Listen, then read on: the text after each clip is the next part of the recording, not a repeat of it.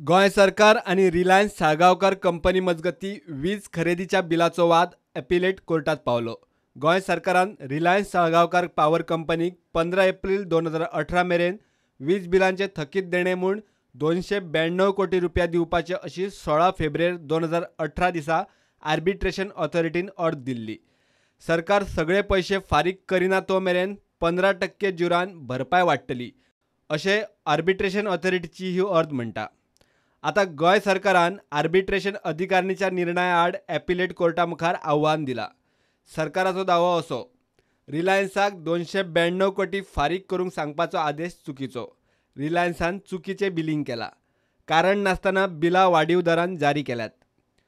सरकाराच्या दाव्या आड Reliance Salgaonkar power company appellate authority कडेन पावली।